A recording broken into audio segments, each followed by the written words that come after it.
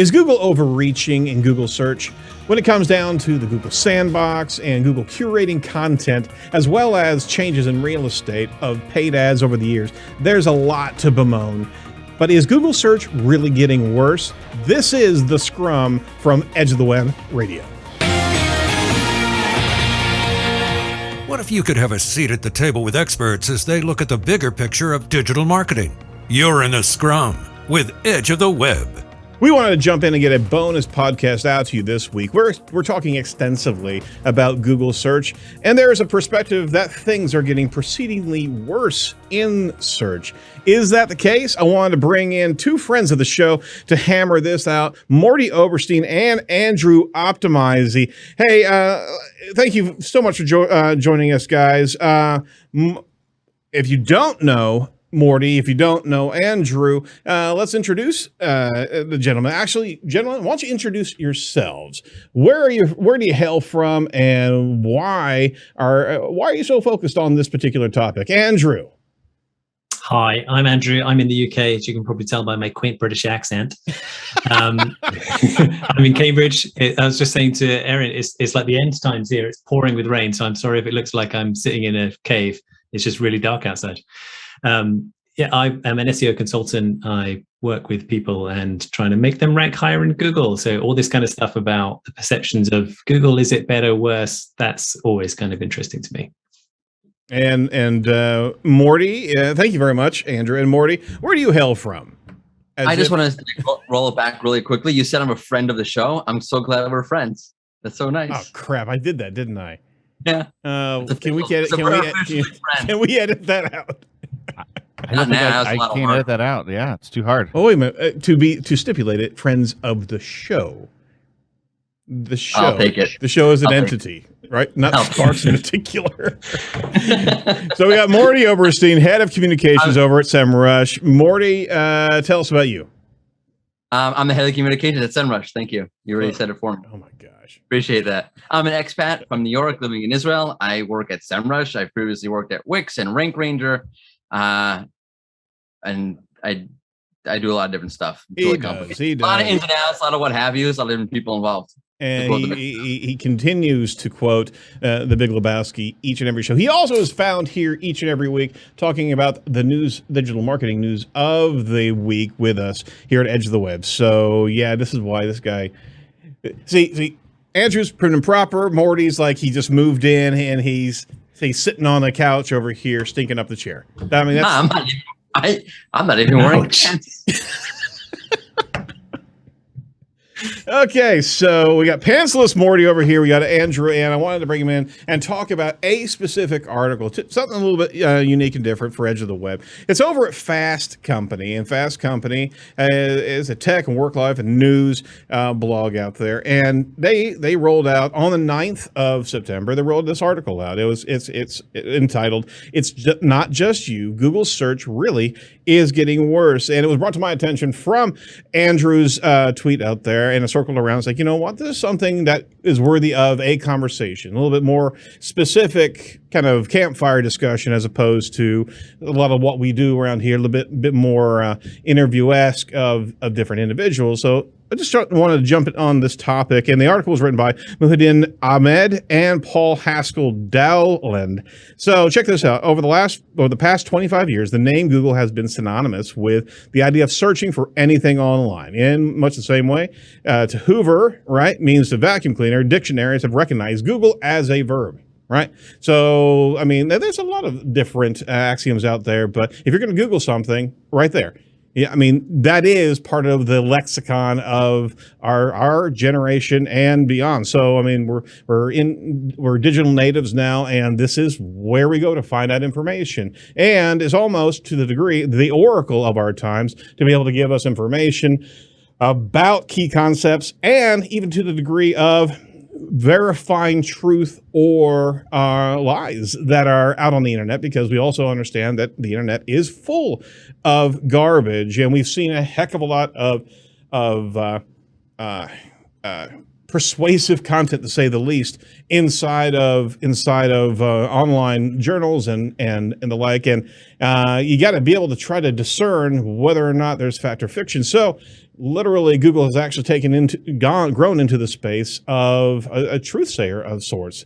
Google dominates the web browser market. The Chrome environment does, and Google Ads have an estimated 29% share of all advertising in 2021. And it's a combination of browser, search, and advertising has drawn considerable interest from competition and antitrust regulation around the world. So, if you push aside the commercial interests, is Google actually delivering what we are actually expecting when we quote unquote Google? Are the search results giving us the answers that we actually want?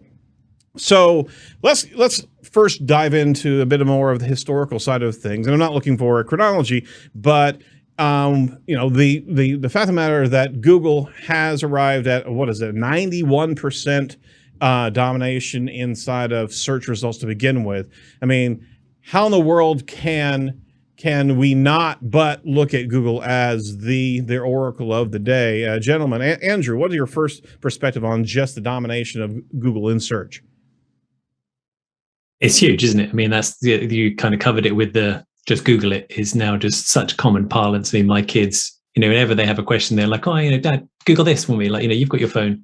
Like, we're having a discussion about, did this actor, was they in this movie, or like, is it going to be sunny at the weekend? Google it. Mm-hmm. Google it is just the shorthand for finding out about stuff. Yep. It's inconceivable for my kids that we had to, wait to find out whether a TV show was on because the schedules weren't published yet. It's inconceivable for them to think that you had to look up the weather forecast in a newspaper, or, go and find a dictionary to actually look up a word. You wouldn't just Google how to spell it and all those kind of things. So It is just part of our lives now, and particularly in the English-speaking world, so in the UK and in the US, Google is so dominant in search that it's just not even. I mean, you folks talked about it on the show not long ago. This whole shenanigans with the title changes, and let's not go over that again. But like Google rewriting titles and all those, and so a lot of my clients kind of ask me about that. They are in the kind of your money, your life space, and they're really like, "This is terrible. You must stop this. What can we do?"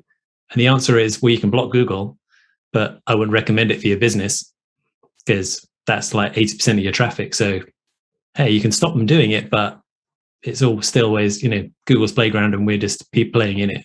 So yeah, that is actually the tricky position. It really is, and that's one of the most important parts. And that's one of the most important arguments is that it's Google's playground, and that's where the antitrust battles have been starting to be formed over several years.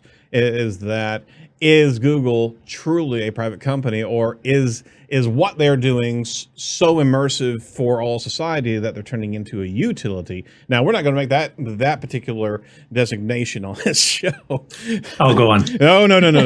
but at the time, at the risk of actually taking part of the discourse here, is that you do have such a trust and reliance on the search engine to not only for commercial space, but also just knowledge space and understanding the world around you.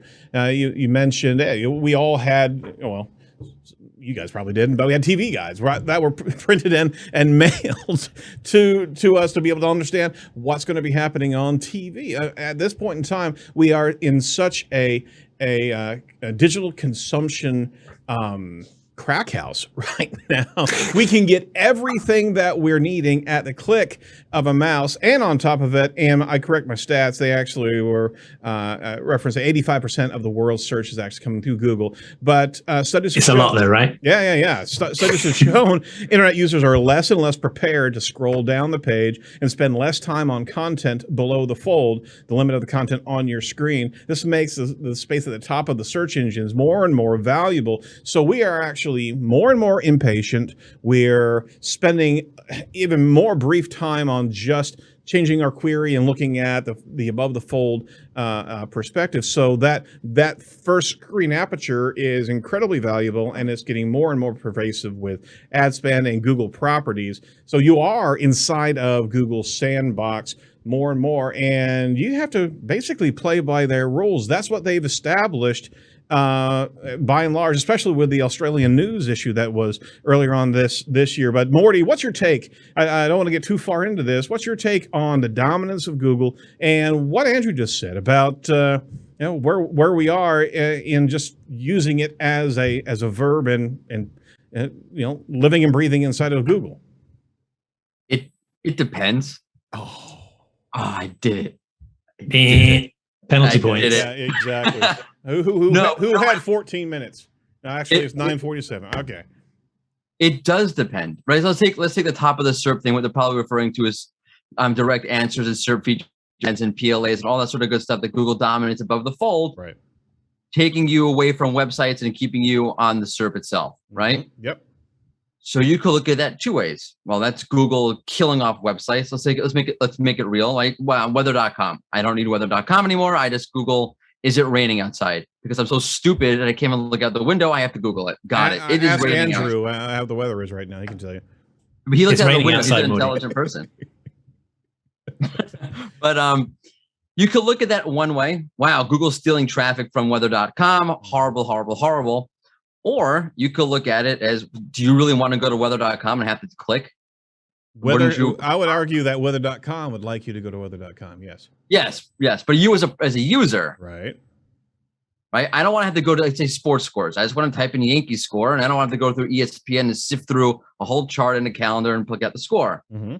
So there is a usefulness to some of the things that Google's doing for the user. I think that content has evolved to the point where, let's say back in the day, TV was amazing. Wow, new. To Andrew's point, right? Now everything is so at a click that the way we consume media the expectation has completely changed. We want it immediately. Right. So the natural evolution of that is not having to click to go to a website, which I know sucks for weather.com or ESPN or whatever site it is. And I'm not saying it's not a problem. I'm just pointing out that it depends how you look at it. I think the bigger problem is, and I know this is contrarian, and SEOs listening to this will want to come to my house with pitchforks and burn me down for saying this, is not the top of the SERP or the SERP features per se at the top of the SERP. It's the idea that Google's trying to drive users towards more specific results. In other words, when you're not looking for, is it raining outside, or what's the Yankee score? Mm-hmm. You're putting in a regular kind of query that's not going to produce a direct answer or that sort of thing.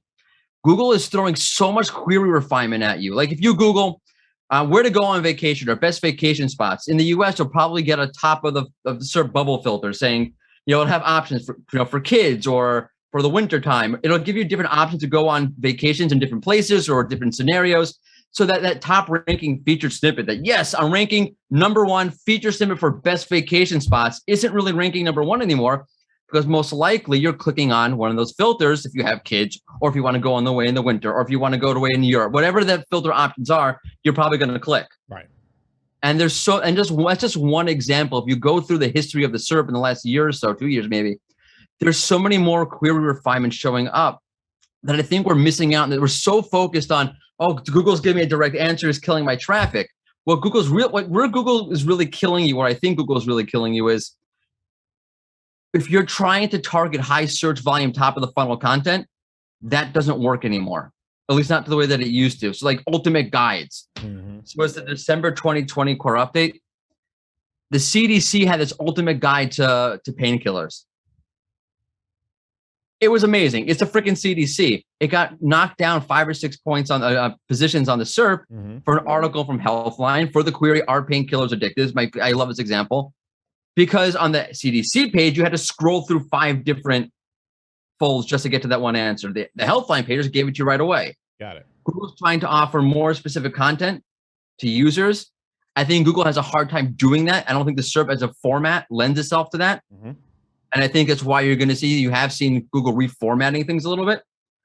But I think the biggest issue that content creators and SEOs or whoever it is with trying to get website owners, trying to get traffic to their sites is realizing that this old idea of trying to rank for these top level kind of queries is not where things are headed in the ecosystem.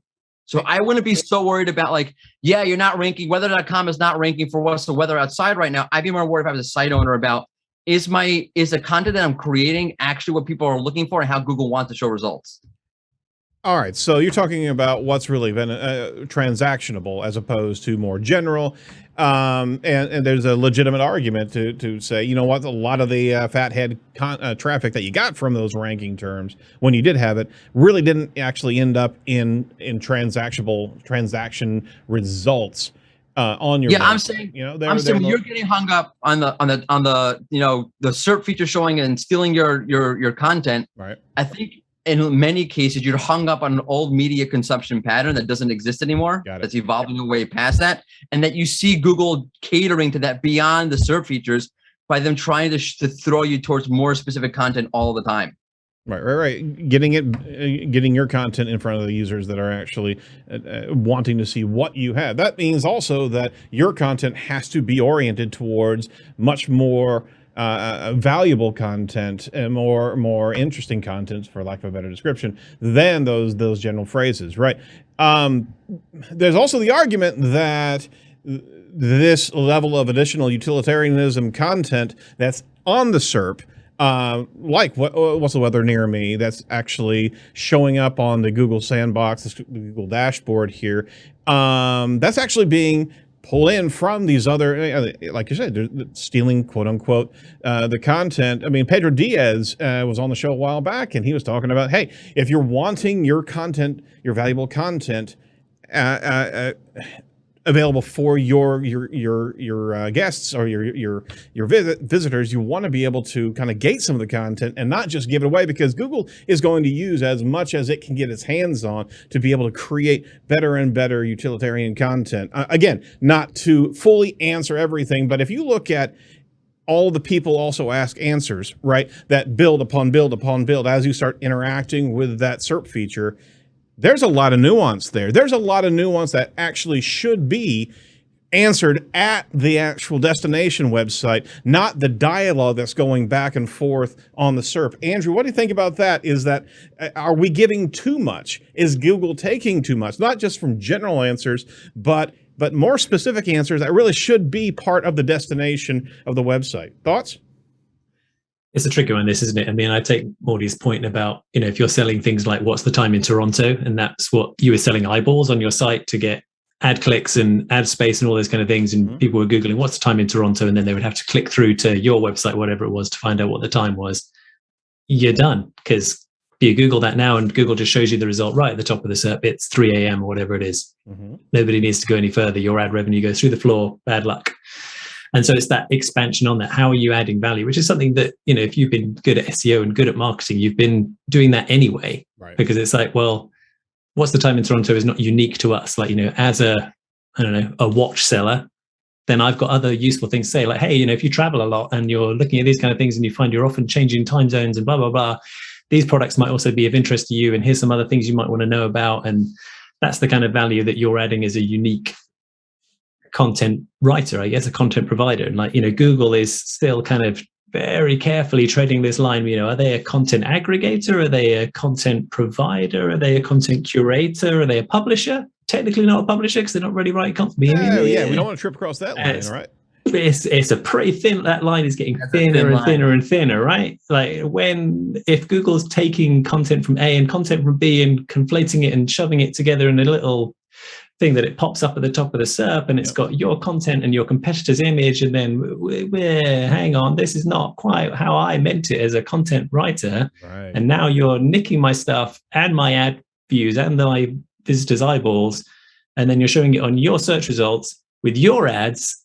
Oh. Whoa, then it's getting into a little bit of a shady place. Absolutely. So twofer here is that, we actually reported on a featured snippet several months ago that was literally aggregated from 3 different websites. So the initial initial content provider had about 3/4 of the excerpt, and all of a sudden a number of other travel destination pieces of content got in there for the full featured snippet, and we were kind of raising our head and going, what you're not even giving due credit to the actual original source. It was and I don't know if that was a canary in the coal mine, but it's this kind of erosion for me. That's where it kind of got interesting. That's where this Fast Company article kind of hit for me, because you read it and there are a few, it's kind of interesting because I tweet pictures about my dog or whatever it is, and nobody's interested.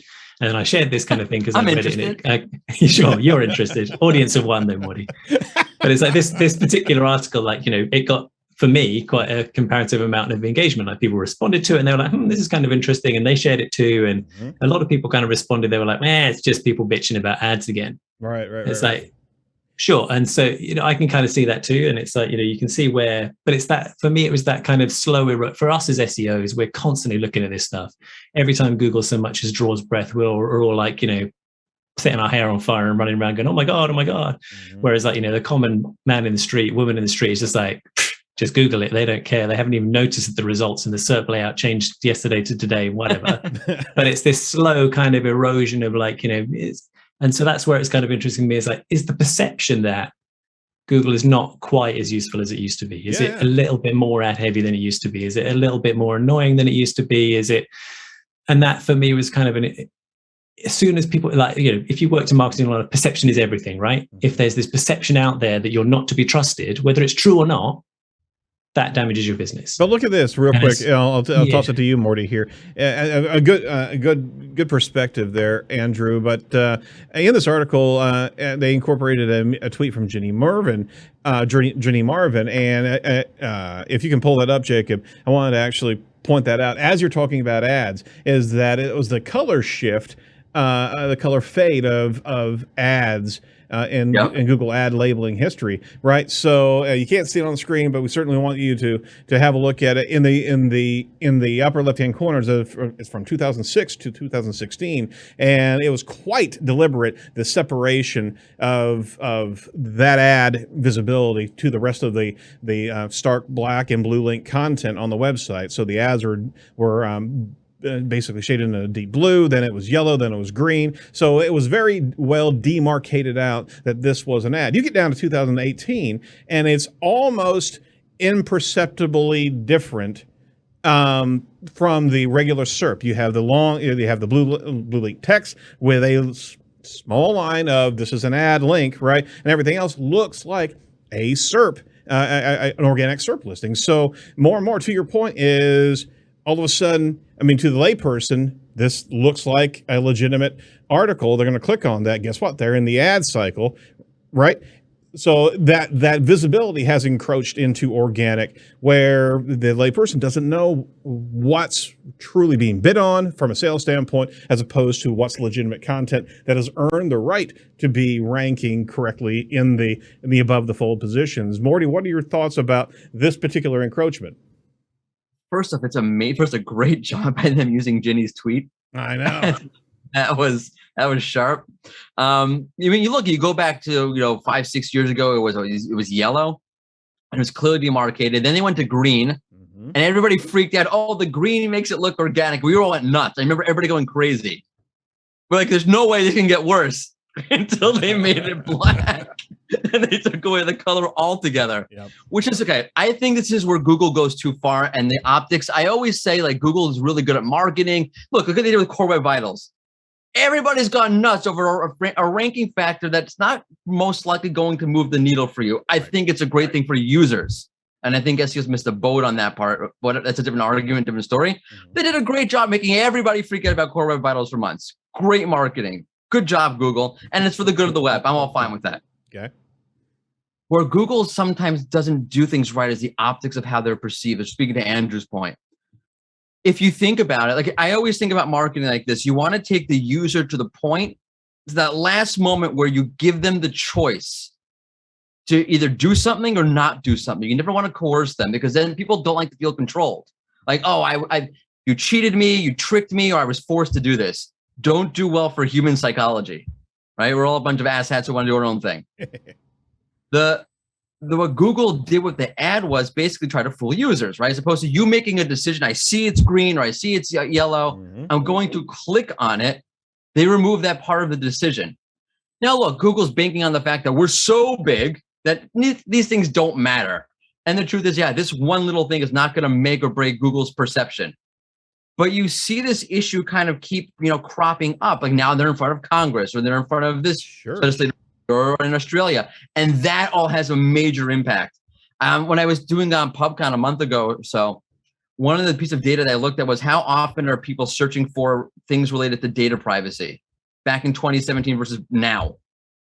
And the numbers, it's like a 200% increase, something like that, globally, or 100%. Sorry, it's like a 100% increase globally and an 89% increase in the US. Mm-hmm. Meaning the consequence of Google going, or Facebook, whoever going in front of Congress is people are far more skeptical and now a negative association to you. So when SEOs go, yeah, big deal. They went in front of Congress. Congress had a bunch of dumb questions. Barry Schwartz could have asked way better questions, which he probably could have, definitely could have. But the perception is Google is bad. Google is trying to scam us. Google is trying to hurt us. And the shift from the yellow to the green to the no ad label is a microcosm of that. Sure, it really is. It really is. And any of these small changes, and again, to the point of different departments, aren't all part of the same game here, right? Can be looked at as these type of microcosms, but you also understand that in the space of political elections and this, that, and the other, there's been a lot of argument about where Google actually plays in that space. Now, we will not go on any side of that particular argument, but there were a lot of tests on auto-filling and being able to see Hillary Clinton positive comments auto-populating into a search bar, and Trump's negative comments or negative reflections being shown in the autofill search bar as well. I blame people for that. Like that's just what you're searching for. So that's what Google's going to show you. I mean, I blame for some of them. I would agree. Yeah. But it also has an influence in culture and society. So there's a number of different points along the particular rabbit trail here that Google is affecting consumption of data, but you also see what they're doing to be able to help improve the understanding and experience. We talk about BERT and MUM. These are two major changes that they have rolled out to be able to understand what you're really meaning by a search, right? And BERT is the connection of particular transitory information to help understand what you're really actually inquiring about, as opposed to what we had before. This is actually a much more intuitive way to understand your query language. And on top of that, MUM is actually putting together a multimodal experience of if you're trying to find your way towards the Alps and what's the best routes or the best equipment to have to actually climb the Alps. And yours truly would never be there, but there's a lot of people, crazy people, that actually do that. And all of a sudden, Google's actually providing not only a search query response of content, but it's also multimedia. It's showing you videos, it's showing you maps, it's showing you many different things to actually help you understand your experience more. And that's exactly what the consumer is looking for. So to your point, they're giving us what we're asking for, and they're giving it to us in a better, more concise and compact way that matches your digital new media needs, right? But at the same time, are we in a space where there's too much aggregation that's happening, and us as website owners, where we want that experience to be on our websites, we're just giving it up to Google's experience modifiers and creation to be able to answer those questions without our participation. Andrew, what do you think there? Wow, that's a big question. The thing that always gets me with this kind of stuff is everybody goes, "Oh, well, there's nothing we could do about it. It's Google. They're so big, right? It's impossible." Like, people have tried, like Bing. Bill Gates, he's got a few quid or dollars. He's a fairly wealthy guy, and he's tried with Bing, and they're still not even like a tick on the side of Google. Right. So it's just pointless. So just stop wringing your hands about it. Get on with it. This is SEO and Google, and the person in the street doesn't care about all this stuff anyway, so deal with it. And I guess my kind of thought on that is that this stuff moves fast. It feels like it's changing all the time because we're looking at it all the time. But you think about things like Slack or 5-10 years ago, nobody used Slack. Now Sure. Everybody uses Slack. The world and his wife are on Slack. I mean, pandemics and all that kind of stuff helped. Zoom is another kind of big thing that the stock in these companies just goes through the roof because they get big things happen to them, and things, windfalls come their way, or however you want to look at the pandemic as a windfall, maybe not. But this kind of stuff, this kind of perception that Google's completely immovable, I think is not right. And it's like, if there was a seismic enough shift, like, if my kids all start, one of my kids the other day was looking at the Brave browser, and they have this whole new system that they're setting up where they kind of monetize content in a different way. They're very security first. They're very like, DuckDuckGo is the kind of search engine that everybody hears about in terms of like, security first kind of mindset. Yep. But Brave is like their kind of attempt at getting rid of Chrome or, edging out Chrome, bit more privacy first, security first, all these kind of things. And they monetize content in a slightly different way. Like, so they'll pay content creators in kind of tokens or credits, this kind of stuff. And, if you're creating lots of content that gets browsed a lot on the Brave browser, then you get more money. So it's complicated. It's kind of like Spotify, I guess, in those kind of ways. Like, if you're a creator that gets your music played a lot, then, hey, you get more money.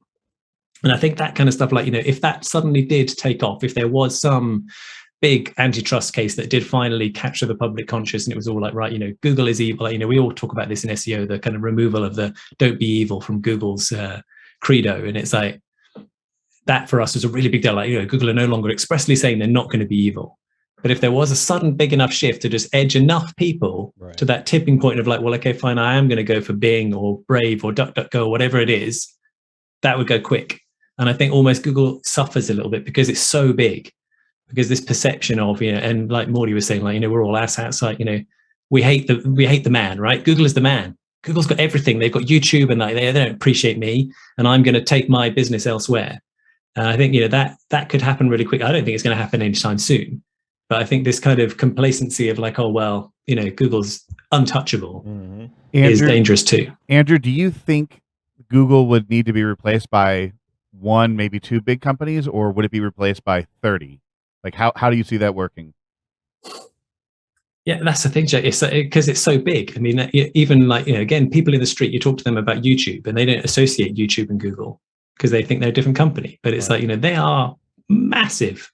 And even like, that kind of thing of like, oh, well, who pays for the ad? Who gets money for the ads on? Oh, is it Google? Google get money for the ad? Of course they do. As like digital marketers, we know this stuff instinctively. But like, my mum doesn't know that. She's like, she opens up her browser in Edge or some horrendous other browser, and it opens Bing automatically for her, and she thinks that she's Googling. So it's like, because it's a search engine, right? Search engines are Google. All search engines are the same, right? Right. So I think, when it's like, right, could you replace Google with one company? Almost certainly not, because it's enormous.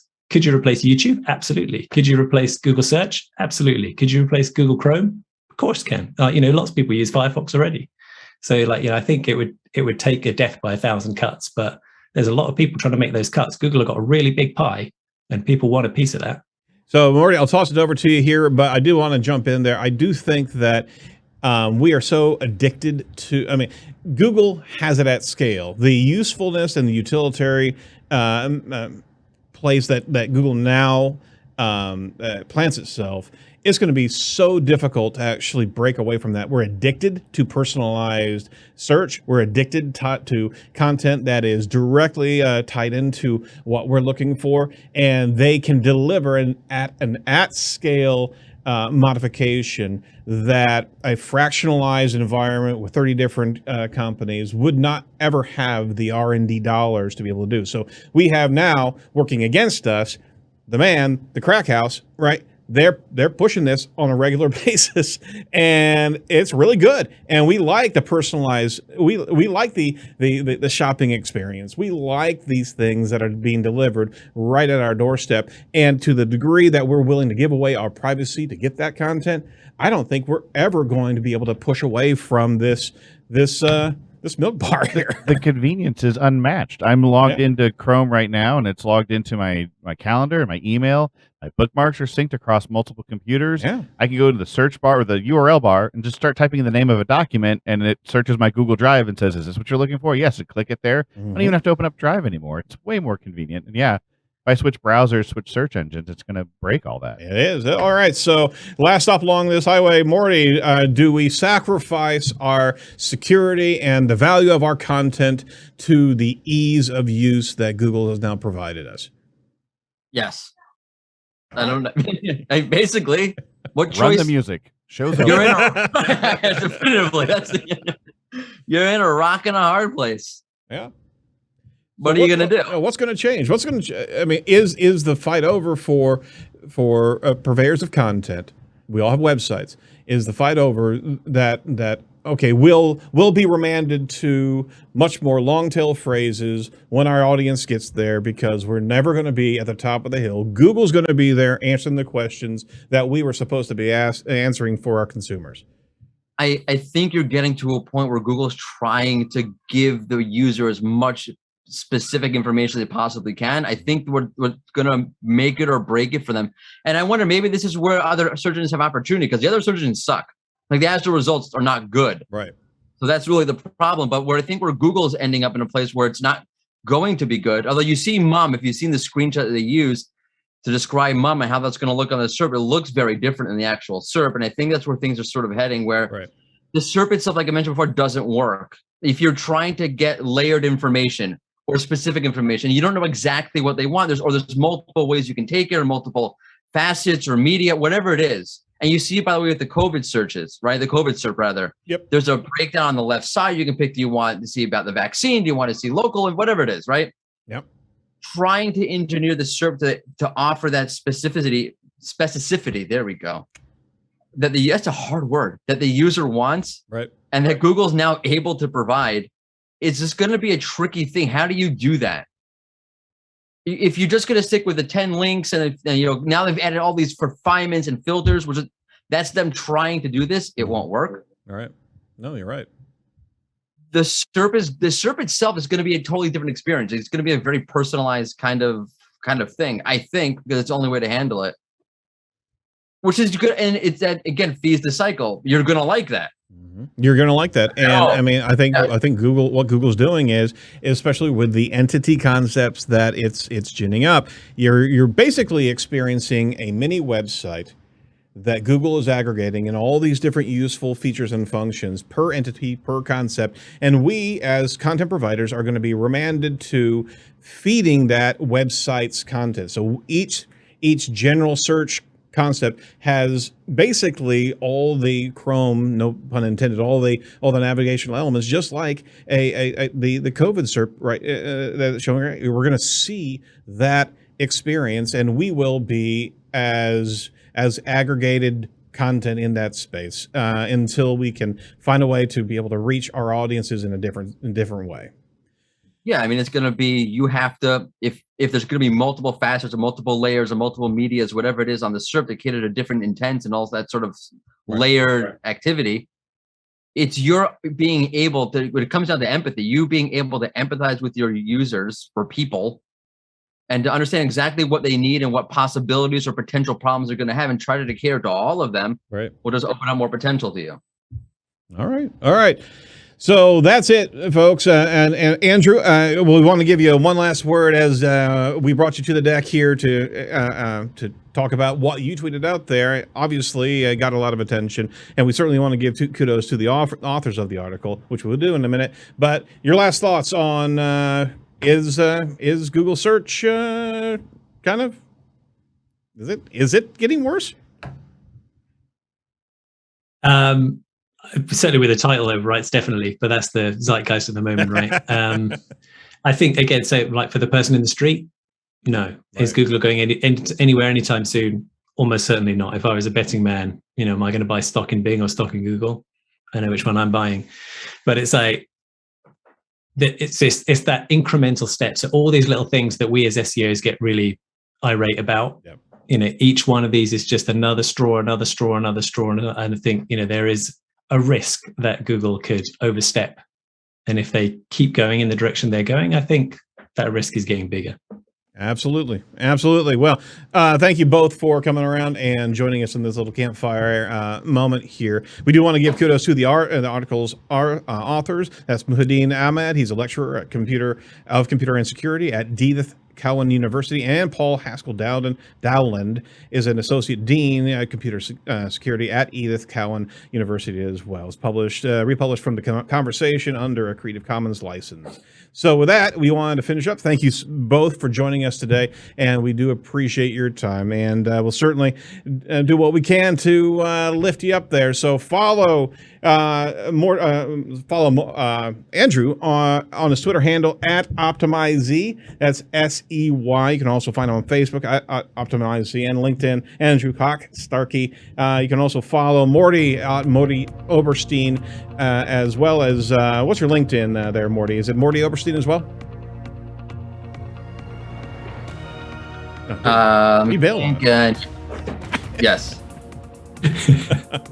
And also track them down at their respective locations and watch for the upcoming article from SEMrush as Morty unpacks a good deal of the chronology of updates, core algorithm updates, and the volatility of those. Gentlemen, thank you so much for your time today. We really do appreciate it. All right, well, don't forget to like and subscribe to Edge of the Web on YouTube. And if you're really feeling up to it today, drop us a quick review on this particular show. Let us know if you're interested in this type of one-off issue discussions as well. Check out all the must-see videos over at edgeofthewebradio.com. That's edgeofthewebradio.com. And from all of us over at Edge, stay safe, stay well, and do not be a piece of cyber driftwood. We'll talk to you next week.